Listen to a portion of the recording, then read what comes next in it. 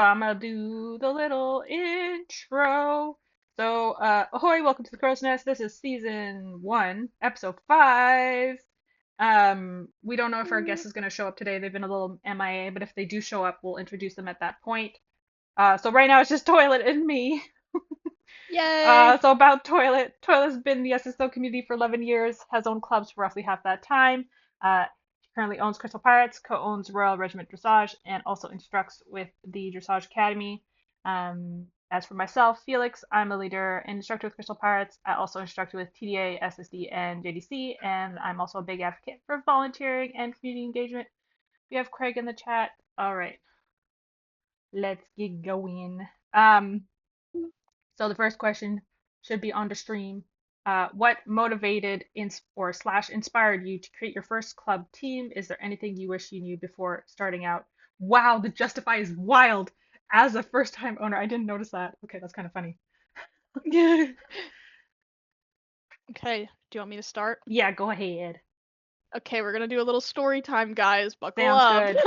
Story time. So, I have the story about how Crystal Pirates became a thing, and then also like RRD, because they're both kind of like, I guess you could call them similar in a way, because they're both clubs teams on SSO. But Hmm. I'm gonna start with Crystal Pirates.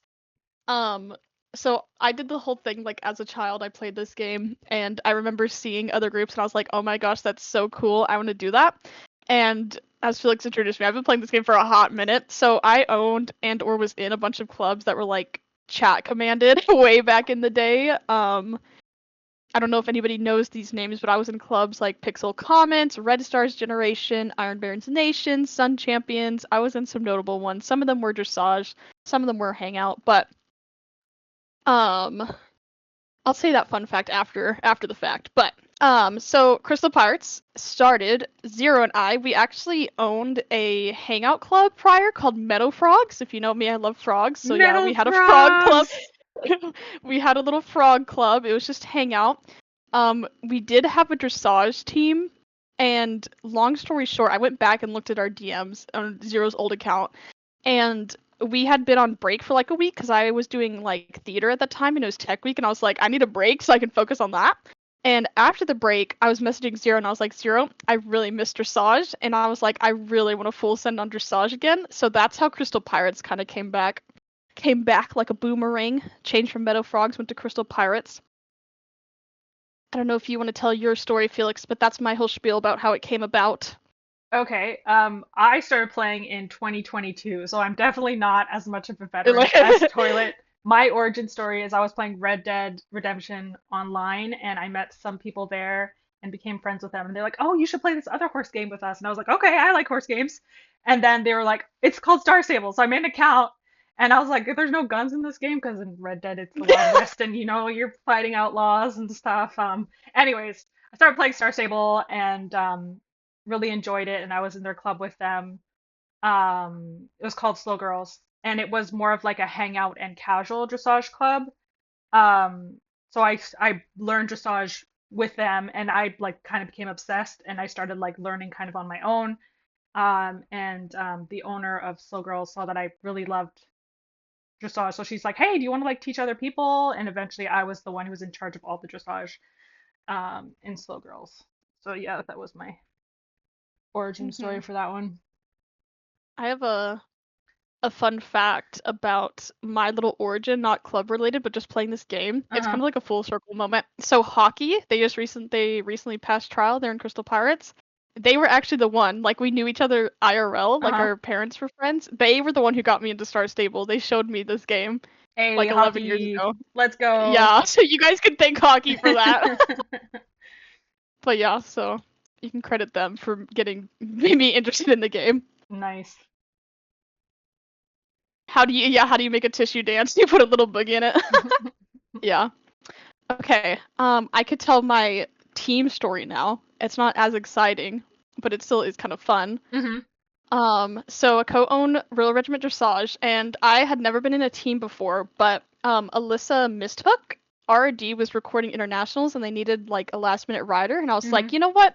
I'm crazy enough. I'll do it. So, I rode in their inters routine, and I applied like right smack dab then and there, and then I got in. So that was crazy. and now I'm stuck there. So yay! But that's my team story. And like, Okay. I'm just curious, Toilet, have you like teams are like a relatively like new thing compared to clubs?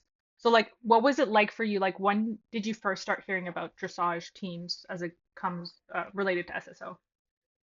I feel like they had been in the background of my mind for like a while, but then Uh-huh. whenever Allie reached out and was like, "Do you want to come ride in a team?" I was like, "What?" But prior to that, actually, I had ridden in a like it wasn't a team, it was just a group of friends Mm-hmm. that got together and submitted a routine. So I guess that was kind of my first like experience with a group that wasn't in a club. Right. It was for the spring show off, I believe, is Magic Happens. That was our routine title. Mm-hmm. So I kind of jumped in, did a routine with them, and I was like, oh, okay, this is really cool. And then later, Allie reached out, and I was like, oh, okay, this is also cool. Right. I feel like teams are really I don't. popping off now. Like, there's a lot now. Yeah, and they have their own division in SSD, so they're definitely being taken seriously, which is really cool. I'm Yeah. happy to see that. Yeah. It's very exciting. Awesome. Let me All right. see. Those are the Um, origin stories. Do you want to talk about what you wish you knew before you started out as a first-time club or team owner? hmm. Okay, I have one more thing to add Okay. about that I just thought of. Hmm. So this is like kind of plot twisting a little bit to IRL, but I obviously I'd been like owning clubs for a while. And as a kid, like middle school me, I would always be getting my little grubby hands on like leadership positions. So I kind Hmm. of feel like, I don't know, maybe I feel like we both have this in common, Felix. Like we both did sports, and I feel like sports just kind of trains you to be kind of a leader in some ways, even if you're not like the captain of a Yeah. team. But I was doing sports in middle school, and towards the end, everybody like I remember I forget what it was like. It was eighth grade, and I was about to go into ninth grade, and like I was on drumline, I was in cheer, and like Uh-huh. both of the leaders of both of those organizations were like, "You are going to be the captain of the drumline and the cheerleading squad." But then Uh-huh. my mom was like, "We're moving school," so that Oh actually didn't no! happen. But even as a middle schooler, I was getting my little grubby hands on leadership positions, and Right, even in high right. school, I was leading some stuff. So I feel like if you can do stuff IRL, it kind of just is like a natural sign that you'd probably have luck leading a little group on a little horsey game, good old Star Stable. Right. Like I Little think grubby even hands now. even if you're the kind of person when there's like a group project in school and everybody's like, okay, who's going to be in charge? And you're automatically like, I'm in charge. I'm going to organize everything. Mhm. I'm going to make sure people Yeah, get their yeah, work yeah. done on time. Then you're probably the kind of person who would do well as like the an owner or a leader of a Star Stable Clever team. Mhm. Yeah. Okay, let me pull up my notey notes. Okay, so now we could talk about the what you wish you knew. Hmm. Do you want to go there? Yeah. Okay. I wrote down just a few things. There's Hmm. a lot of stuff that I feel like I've kind of learned along the way, but I just decided on a few to write down. Hmm. So the first one I wrote down was themes or like aesthetics. I feel like this community is like, especially now, but even when it was just getting popular, I feel like this community is very like engraved with aesthetics and Hmm. like I've seen clubs and teams that are like Curious George themed, winter themed, Pokemon themed, Curious like just George. That is so good. yeah, it was really cute. They're not around anymore, but I remember following them. I was like, that's so adorable. That's very cutie. But I feel like a bunch of clubs and teams have themes. Like it's not just Hmm. a name. It's like a name and then there's like a storyline behind it Yeah. or like a bunch of aesthetics that go along with it. I don't know if you've had a similar experience, Felix. I feel like, yeah, themes are important because there's so many options when somebody is looking to join a club or team. So if you're, even if your name is like more generic, but your theme is really strong and your aesthetic is really strong, that can encourage people Draw to like people take a in. closer look Yeah. at you and maybe like check you out and think about applying. Um, so yeah, themes are definitely, and yeah, people also get super creative with teams because you can pick whatever name you like for your team. You're not constrained by Yeah, the yeah, the yeah. the star stable options for clubs. So yeah, I've Mhm. seen some really interesting themes for both clubs and teams for sure. Yeah. Yeah. Okay, let's see. So themes. My next one that I wrote down, just in general, was I just called it troubles, but Hmm. like I kind of mentioned, as you go along, you kind of learn a bunch of stuff, and you're gonna have to do things that you don't like, or you make mistakes and you feel really bad. Hmm. It kind of, I guess, just comes with the territory, I guess you could say. Kind of like you. What's that one cliche saying? Like you live. you grow, whatever. You live, you laugh. You love, we live, we love, we lie, do. Yeah, no, but that was the second one. I don't know if you have funkies on that, Felix. Yeah, I think what a lot of people don't realize when they're thinking about becoming a club or team owner or just like starting a club or team, it's it's not all sunshines, lollipops, and rainbows. There are Mm-mm. some difficult situations you will have to navigate, and you're the one who's the final say in what's going on. Of course, you will consult your staff team, but often you have to make that final decision of what's going to happen. Um, so you might have to Mhm. discipline members, you might have to kick people, you might have to make some changes that are unpopular with some of your members, and they'll be upset with you, but you're having to make a change for the better of the club or the team, or Mhm. maybe like your schedule has changed, and so you need to change things around that. So yeah, you have to be ready to kind of like uh, work through those rough patches. Yeah. There's also like a layer of depth in most clubs and teams, I feel like, because everybody's like friends and Mm-hmm. like hang out with each other. So it's kind of like not in a way like it's not saying I hate you, but you're doing something wrong to a friend, and like I would find that very hard IRL Right. if I was sitting in front of my friend and had to say like you messed up on this, this, and this. We can't be friends anymore, kind of thing. Mm-hmm. But obviously online is different than that. But there's always that in the back of my head too, because I'm like, oh, I really loved this person, but like you said, sometimes you just have to do stuff for the better of the group. Yeah, and I think like how you mentioned earlier, if you've been in a sports team before, or maybe like a club in your school, or where you had a leadership position, or you whatever, then maybe you have some experience already with having to talk to people if they're being a bookie, um, Yeah, in yeah, the yeah. context of like something that you're working on together. So that can be helpful.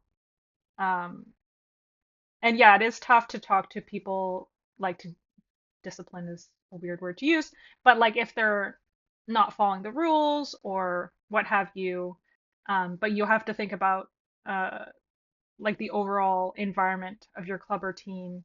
If you let this person get away with maybe behavior that isn't the best, or maybe they're not meeting your attendance requirements or whatever, how does that reflect on yourself as the owner, the club team environment as a whole, and then maybe your other members are like, well, it's unfair that they get to like act out or not come to stuff. Why do they get to stay while I'm doing I'm following all the rules and I'm coming to stuff. So yeah, you got to balance that. Like you set the example in a way. Mhm.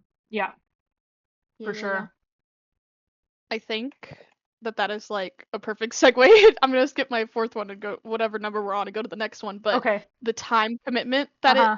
that it takes, we can go back to the other point after. But the time commitment is definitely a big thing. I feel like Felix, you always joke about it being like a part-time job, and Mhm. sometimes it feels like it because like I remember the other day. Sunny and Felix, you guys were there. We were doing our little captain call, and I Yeah. was like, "Okay, guys, can we start a bit earlier? Because I have like a 20-page to-do list that I need y'all's opinions on." And it was a lot. And then I just sat down and was like, I just want to get it done so I don't have to think about it. So I was working on club stuff for like 5 hours, but I'm Mhm. also fortunate enough that I'm focusing on school and or I don't have a job, so I do have a lot of free time. Mhm. But I had to sit down and like lock in on that hardcore and it was a lot, but I got it all done and it made me happy. Yippee.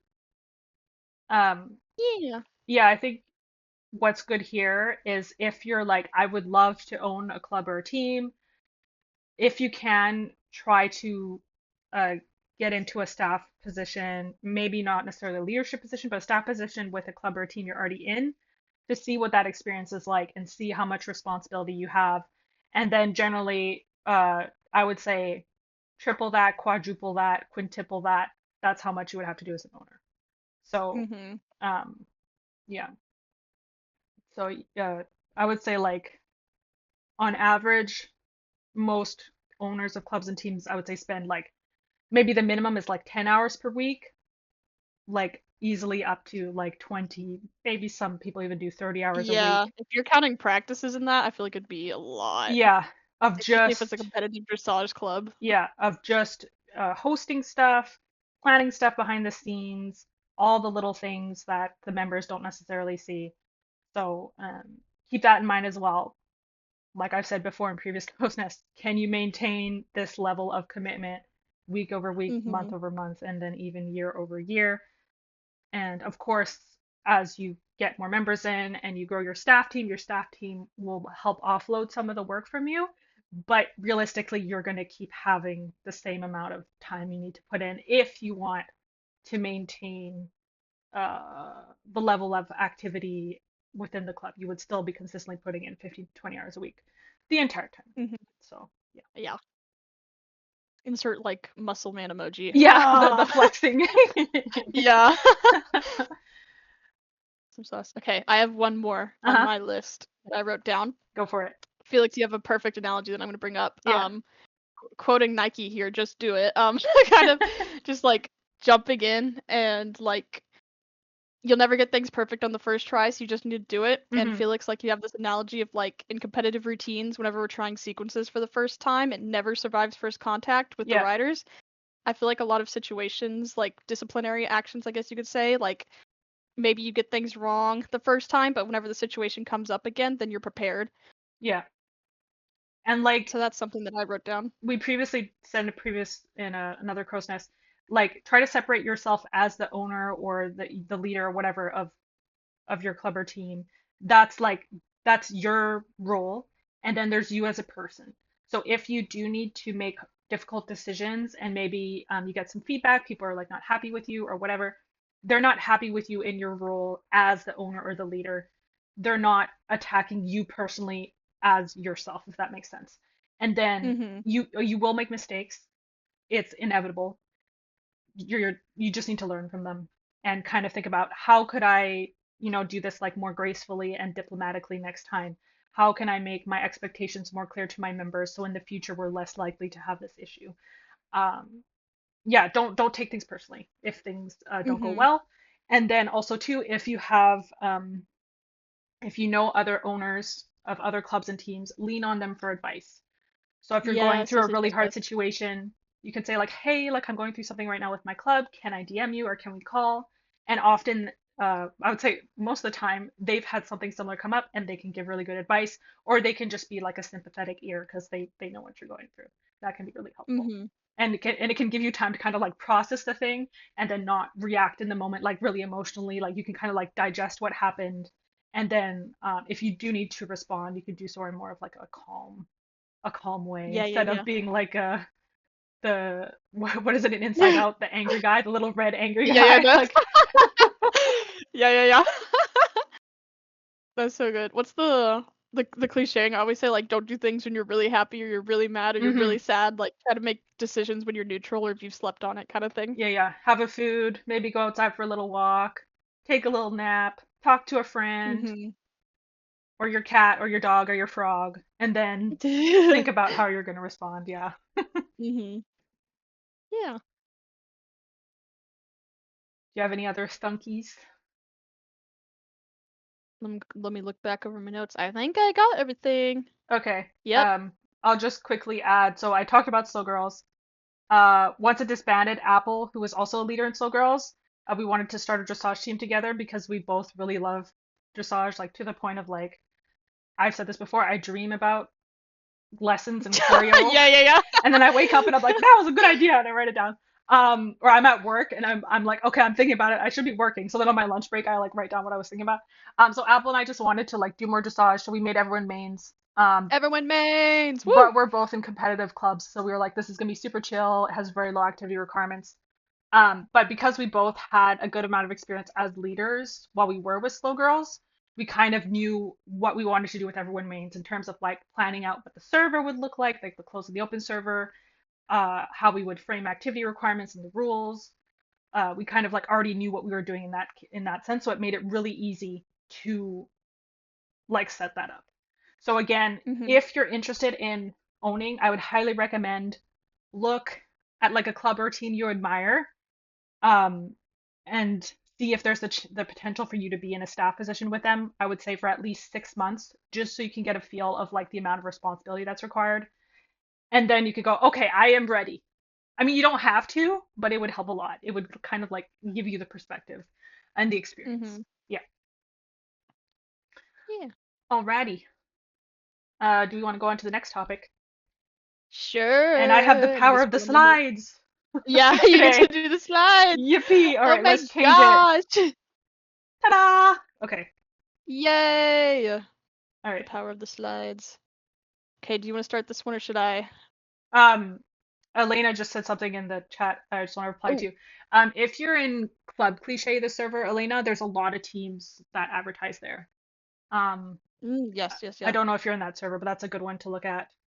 And then if you're in, my brain is braining, uh, TOC, which is like an organization that a lot of dressage clubs and teams are in. They have an open server and they have some kind of like announcement channels with all the updates from the clubs and teams.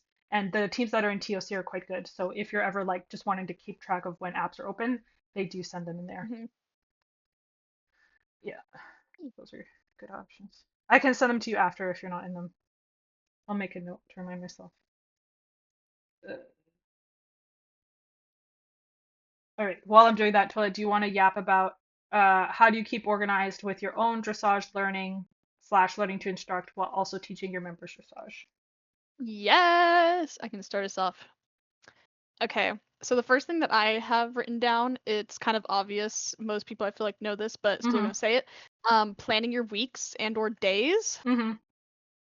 So maybe you wake up and journal down what needs to be done for the day. Like even today, we have a lot of back-to-back dressage stuff happening, so I woke up and wrote down what was happening at what time, so I would have that prepped for the day. Um, but on top of that, when thinking about like your own learning, you have to kind of make time, like you have to force it in, especially if you're kind of bad at like organizing your days, that's totally cool, but like force yourself to make time to attend. I suggest like open lessons, especially in servers that aren't your own. I have a big list that I'm gonna send to Felix, but servers like the Dressage Academy, Star Stable Dressage, I know like Bronze Butterflies, Emerald Hunters, Pink Queen's Legacy, they have a lot of good resources or open lessons. Depending on the time, it may or may not work for your schedule, but sometimes if you're trying to better yourself, you kind of just have to pick and choose. Would you rather like teach your club, or do you really want to attend this lesson and maybe you'll learn something new that you can bring back to your club? That kind of stuff. Let's see. Do you have any thunkies on that, Felix? Or should I keep yapping? Yes, I totally agree. So like planning out your week is really good. So I use Notion, but you can use like your Google Calendar, your Apple, your iOS, the Ooh, Notes yeah, yeah, app. yeah. Just like have your week laid out there so then you can kind of know, okay, when do I need to host? Okay, I need to prep a lesson plan before this. Um, so you can kind of know ahead of time so you're not scrambling last minute to get something ready. And then, like Toilet mentioned, what are your other avenues for learning, whether it's other clubs and teams dictionaries, whether you can attend other people's open lessons. Like I really enjoy attending open lessons held by other instructors because everybody instructs in their own unique way, and so you can like glean like little tips and tricks from them. Like say they explain like Mm-hmm. they have a really interesting way of explaining like how to write in circles or how to put slant moves together or um, a different way to think about putting together moves in a sequence for like a routine, for example. And so the more chances you have to kind of pick up these little tips and tricks from other instructors, the better your own instructing will be because you can kind of get in your own little bubble. Um, and yeah, you're not having the chance to grow further as an Mm-hmm. instructor when you're only like you're only instructing and you're not taking in new information from elsewhere, if that makes sense. Yeah. Mm-hmm. No, I agree with that. Let me see what it's called. Hold on. Is this pedagogy, Time tree, yeah. pedagogy? Yeah. Well, yeah, we could also talk about that. I was gonna say the calendar that I use is called Time Tree. Uh-huh. I think my family I think you have to buy like a membership for it, but my Hmm. whole family uses it. But you can create multiple calendars, so I have like my school one and my club/team one, and I Hmm. can like overlap them and see what's like happening throughout every single day. But I also Hmm. have a widget on my phone, so I see it when I wake up too. Ah, yeah. So I love that. Highly recommend.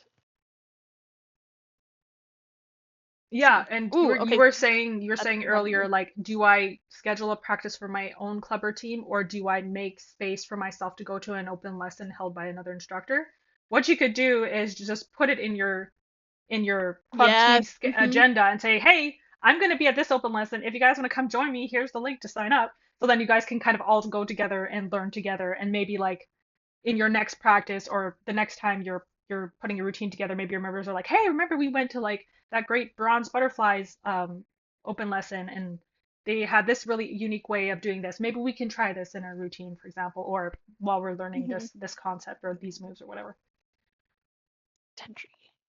Yeah.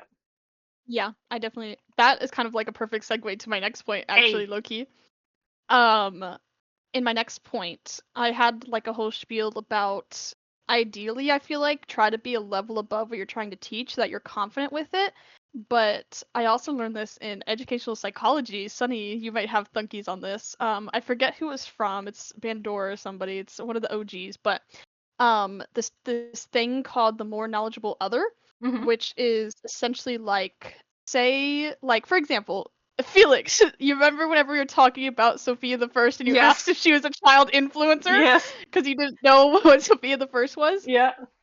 If I knew what Sophia the First was and I knew like everything about it, I would Hmm. be the more knowledgeable other and I Yes. could teach you about Sophia the Yes. First. Exactly. So the same Everything I thing. want to know, I'm gonna be her number one Yeah. fan.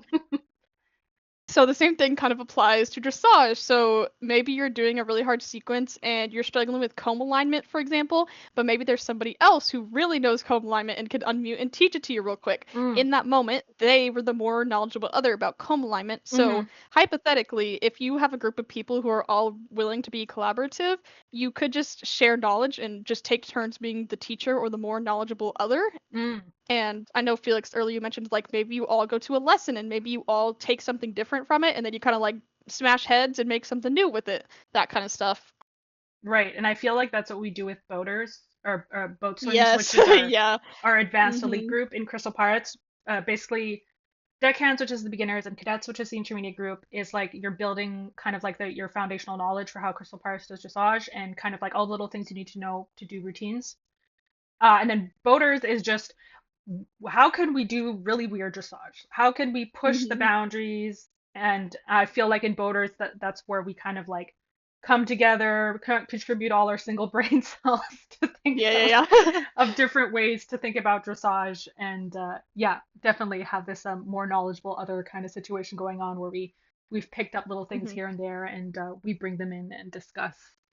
Yeah, and it's Hmm. really nice because it's not just the instructor saying, "Okay, we're gonna do a curl set." It's like, "Okay, we're gonna do a curl set," but then everybody's like, "What if we tried it this way or that way?" And it's just very collaborative. So I definitely enjoy those lessons. Hmm. Yeah,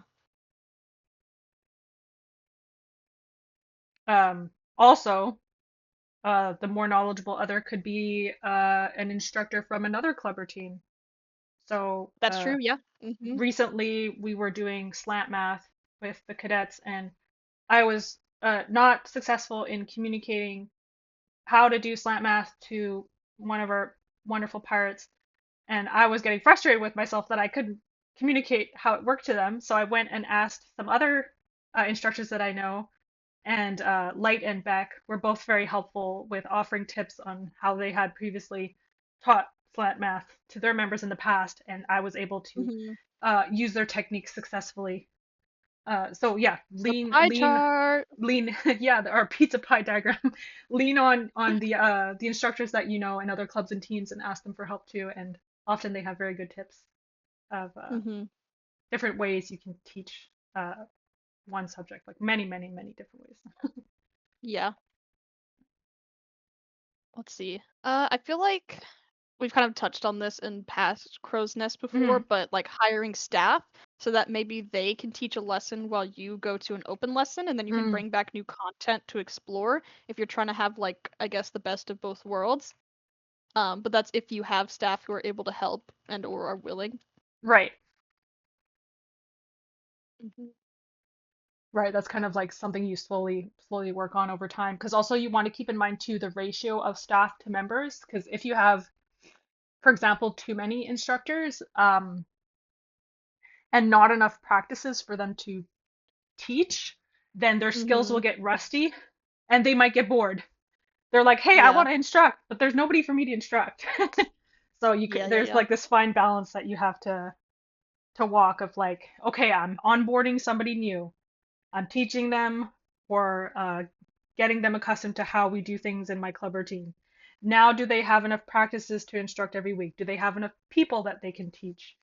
Um, but yes, if there is the chance that you can trust them to hold a practice and then you go off and learn elsewhere and come back with new material. Yeah, that's Mhm. awesome. Yeah, that'd be Yeah. really good. Do you want to talk about your skill level in relation to the material that you're teaching?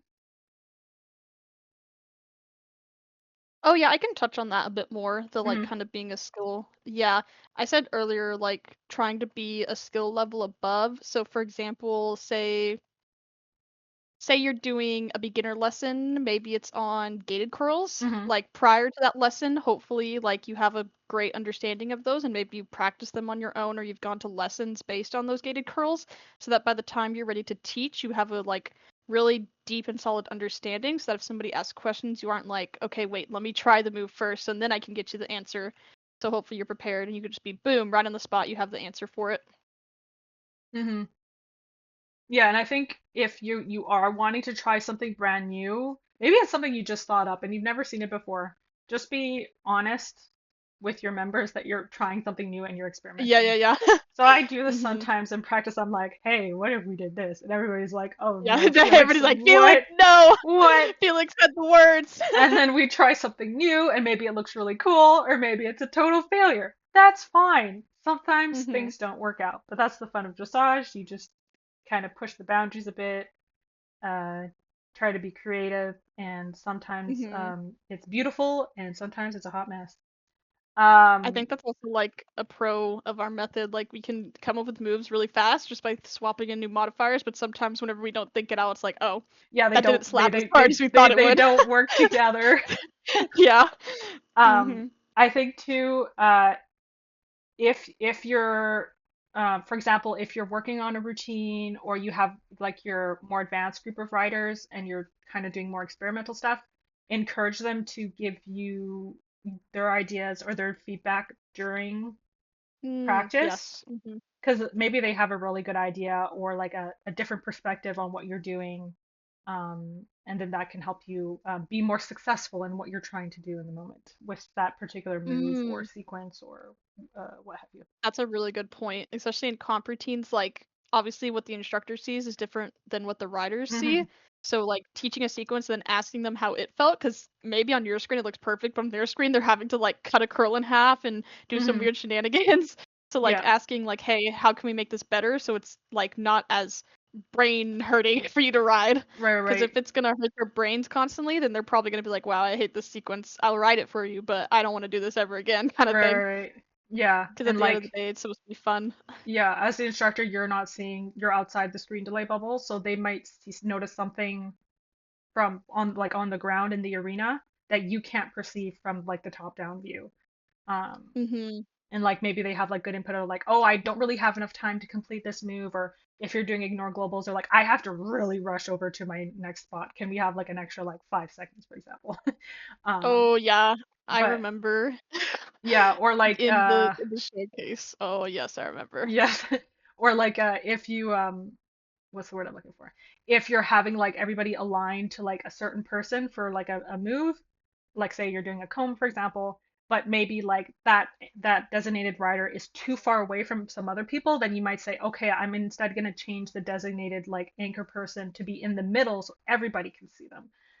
So Mhm. sometimes you can get really good feedback that way, because like Toilet said earlier, your choreography almost always does not survive contact with your writers when you try stuff out because like you can dream about choreo, you can write it by yourself in the arena, you can imagine everybody doing the moves perfectly, but when you actually try it with, 4, 6, 8 people, you're like, bruh, it's breaking Yeah. down. What's going on? This can't be happening. And that's when their feedback is really important because they can tell you what they are seeing, and you can Mhm. make little tweaks and fixes and stuff. Yeah, and that's where like knowing more, I guess, could come in handy because you can kind of think, okay, how can I fix this? And having Hmm. expertise on whatever the move is, then you could just be like, okay, simple fix, let's do this instead. Right, right. And I think too, like Yeah. if you go to open lessons, because a lot of times when you're an instructor, you are never riding in line. I should not say never. You're Hmm. not often riding in line. So you kind of lose that perspective. So if you can ride in practices for your own club or team where you're not the instructor, or you can go to open lessons where somebody else is instructing, you can kind of get back into the feel of like, right, I'm not in charge. I need to listen and I need to, look at the other people I'm riding with and I need to react to what they're doing. And then that gets you in a better space to think about how your riders are perceiving the choreo Hmm. or the lesson as you're doing dressage.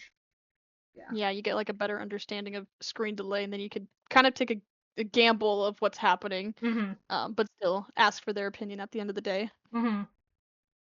And I would say too, That's like, funny. I love open lessons.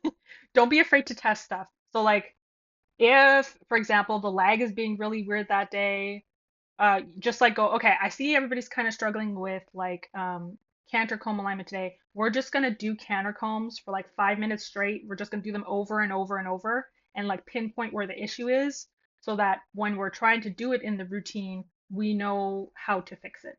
Because if you're just saying Hmm. to them like, hey, think about your one horse gaps, like, oh, you're behind, you're ahead, blah blah blah, blah, but maybe the way that you have it in the routine is not making sense, or again, screen delay or lag is just really weird for some reason, I would say take the time to kind of like step out, try to pinpoint what the problem is, and then hop back in and keep going. And be open with your Hmm. riders about that. Be like, hey, I'm noticing this problem. Like, are you guys seeing this too? Like, what are your thoughts? And then work together to like fix it. Yeah. I feel like whenever you ask your riders to give their input as well, it kind of just fosters or creates an environment where like later down the line they won't be scared to ask questions, Yes. and that helps the routine and the longevity of it. Because if Yeah. people don't ask questions, they could be riding things differently, and then maybe you have an alt come learn the spot and you're looking at their notes and maybe they didn't update them because they had questions, and it's like, okay, so it's Hmm. definitely good to communicate those things throughout practice. Yeah. And then also too, like maybe some people are more shy, but some people are like, yeah, I'll unmute and ask a question. Like Sunny and Jenny are both really good at this. They'll unmute, be like, hey, I don't what? Can you explain some Yeah, more? yeah, yeah. And then that's great Hmm. because then it makes you think more about what you're asking your writers to do. Hopefully, also if there's other people who are not sure, it helps clarify for them as well. Um, so yeah, no, don't say oopsies, Jenny. It's great. I Yeah, like don't say it. oopsies, I Jenny. It's like it good. when you ask questions. Yeah, yes, asking questions is good Yeah, yeah, it's because super then we can helpful. usually clarify something for other people too. Yeah, The so mirrors. we love questions. Yes. Um, do we have any other funkies? I think I got through all my thunkies. Trying to think of other stuff. Um, I guess too, if like part of the organization is like, how are you structuring how you want to teach dressage in your club or team? Whether that's you have like a bank of lesson plans that you pull from, maybe you have a curriculum that's like structured. Um, the more of that that you have ahead of time, the less of a scramble it is for you when you do have to instruct. That's true, yeah. If you have prepared lesson plans, then hypothetically you shouldn't have to do as much prep. So the time that you were spending on prep, you could go to different open lessons or read a dictionary kind of thing. Hmm. Do And some sort of self-study. yeah, and then also too, like if you go to other open lessons, you can get inspo for like how can I improve my current lesson plans or curriculum, or does this give me an idea for a new lesson I could teach? Um, so yeah, the more chances you have to expand your knowledge, take them if you can, if you have the Yeah, opportunity. yeah, yeah. And I think even too, like you can look for inspiration outside of just Star Stable Dressage. So like of course you can watch other Ooh, clubs or yes. teams, if they have YouTube videos of their practices or their finished routines, you can watch those.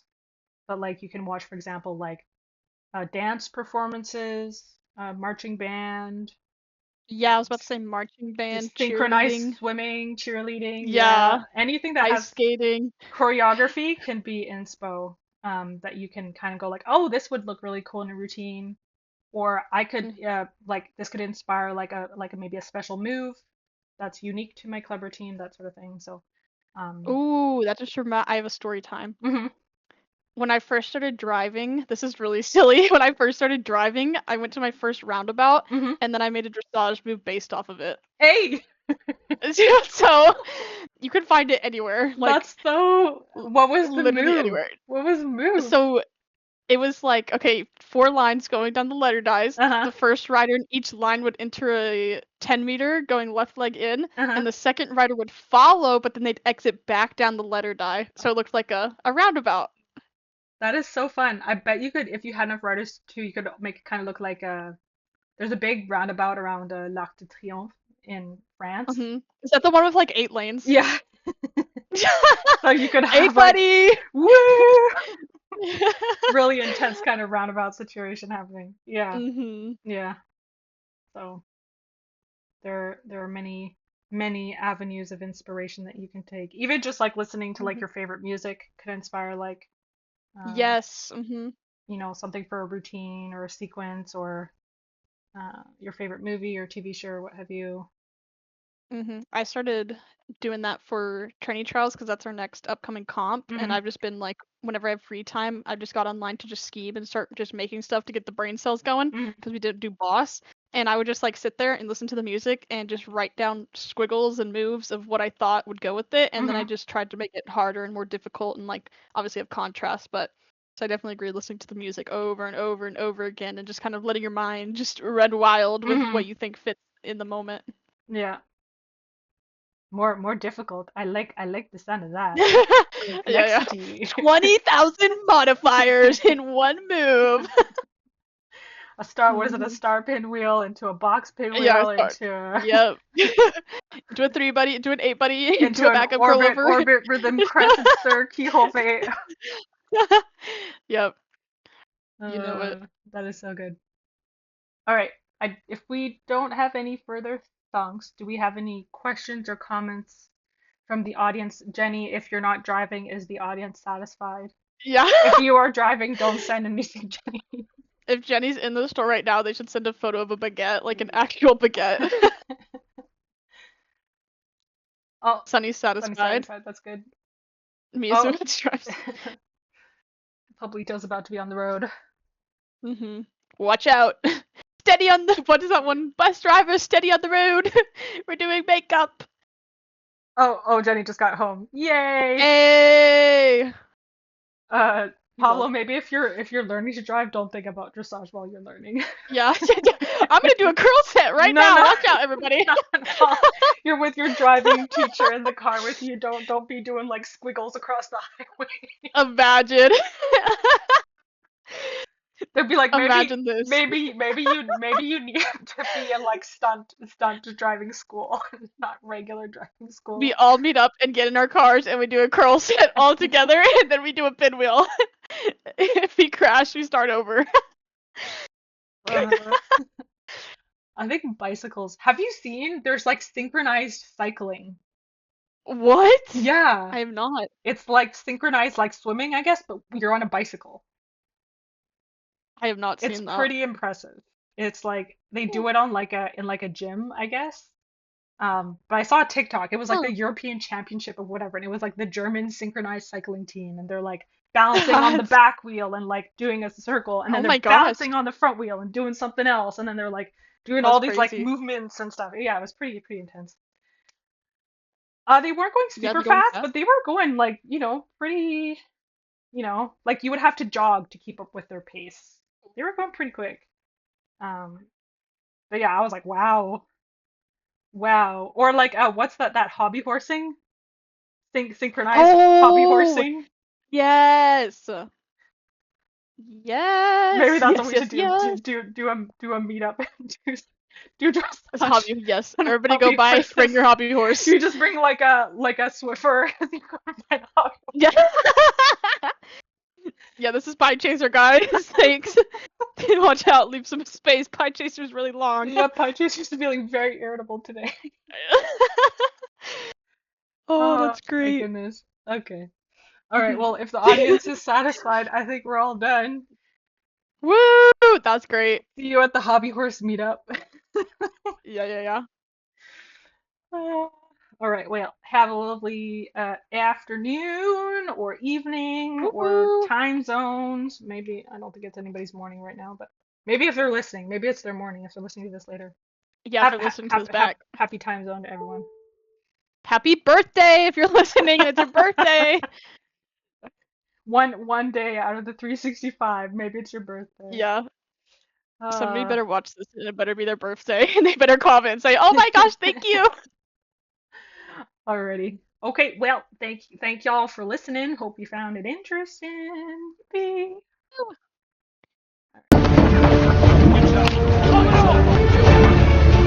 That is without doubt the worst pirate I have ever seen.